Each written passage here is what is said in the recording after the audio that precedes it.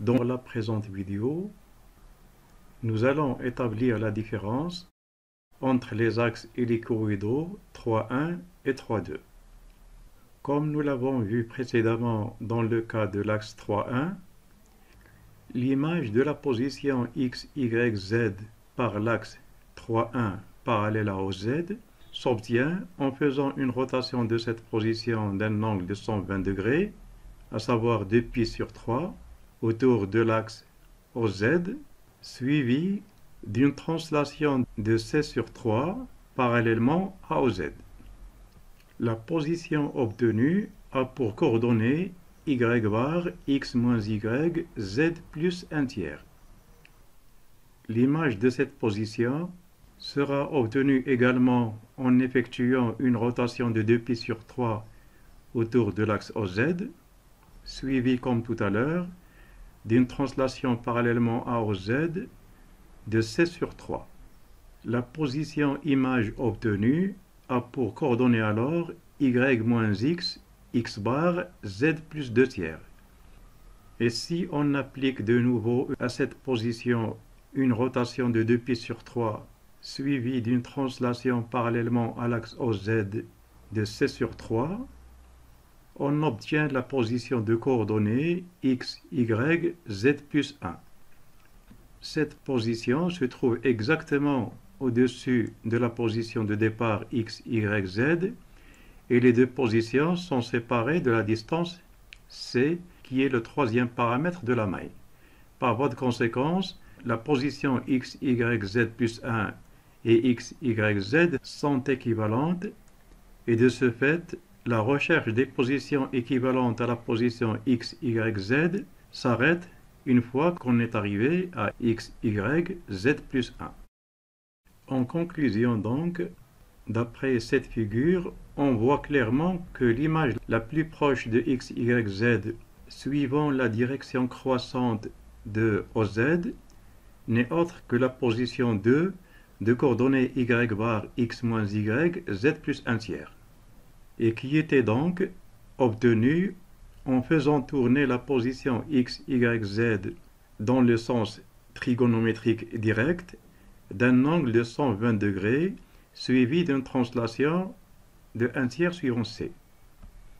Les positions 1 et 2 peuvent être alors joints par une portion d'une courbe hélicoïdale qui monte parallèlement à l'axe OC dans le sens trigonométrique direct.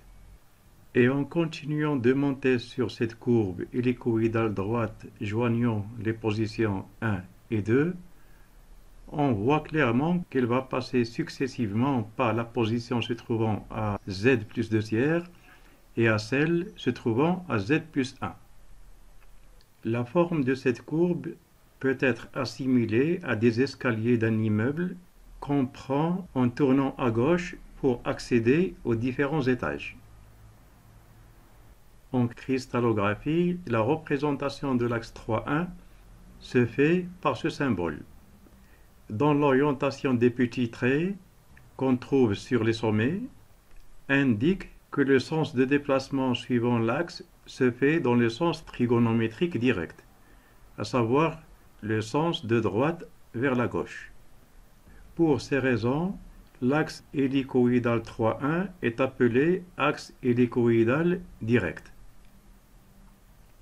Pour ce qui concerne maintenant l'axe hélicoïdal 3,2, parallèle à OZ, la première image de la position x, y, z s'obtient en effectuant une rotation de 2π/3, à savoir 120 degrés, suivie cette fois d'une translation parallèlement à OZ de 2c/3. La position obtenue a pour coordonnées y bar x moins y, z plus 2/3. Et si on applique une rotation de 2π/3, à savoir 120 degrés, à cette position, puis une translation de 2/3 de c, on obtient la position de coordonnées y moins x, x bar, z plus 4/3.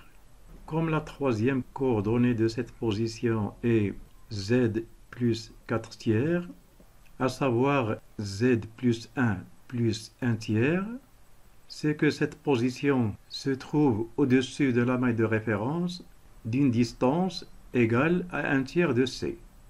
Et pour trouver donc son équivalent dans la maille, il faut translater cette position vers le bas d'une quantité égale à 1 fois c.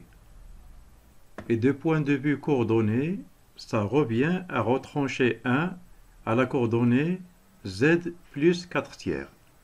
La position obtenue a alors comme coordonnée y moins x, x bar, z plus 1/3. Et si on tourne cette position d'un angle de 120 degrés autour de l'axe OZ, puis on se translate de 2/3 de c, on obtient la position de coordonnées x, y, z plus 1. Et comme on l'a signalé précédemment, cette position est équivalente à la position de départ, puisqu'elle se trouve exactement au-dessus, et les deux positions sont séparées par le paramètre c de la maille. Si maintenant on ne fait pas attention à l'ordre des positions, à savoir à l'ordre 1, 2 et 3, on remarque que les deux positions équivalentes à la position x, y, z se trouvent dans le sens croissant de l'axe OZ à z plus 1/3 et z plus 2/3. Le chemin le plus court alors pour joindre la position x, y, z à sa première image se trouvant à 1/3, à savoir à la position de coordonnées y moins x, x bar, z plus 1/3, le chemin le plus court sera de tourner autour de l'axe OZ dans le sens trigonométrique indirect d'un angle de 120 degrés, suivi d'une translation d'1/3 de c parallèlement à OZ.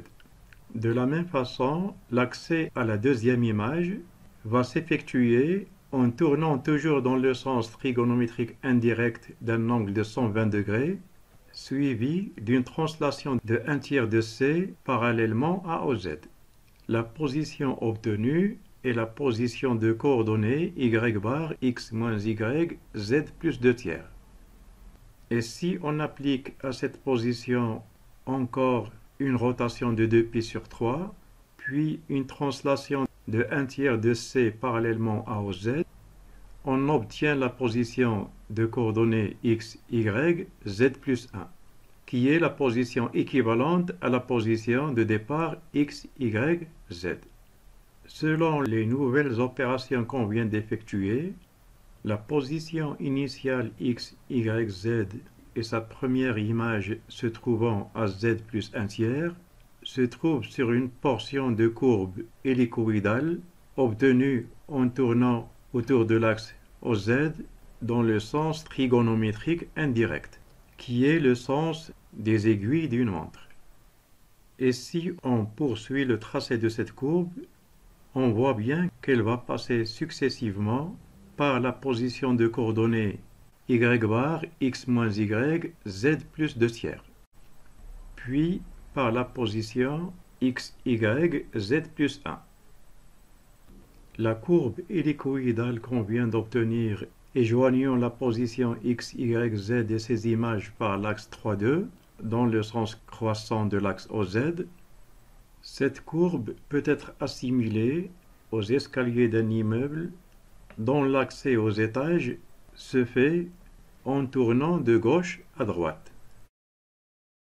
En cristallographie, l'axe hélicoïdal 3,2 est représenté par un triangle avec des traits au sommet tournés vers la droite, pour signifier que les positions équivalentes autour de l'axe hélicoïdal 3,2 s'obtiennent en tournant de droite vers la gauche, dans le sens trigonométrique indirect. Et c'est ainsi que l'axe hélicoïdal 3,2 est appelé axe hélicoïdal indirect.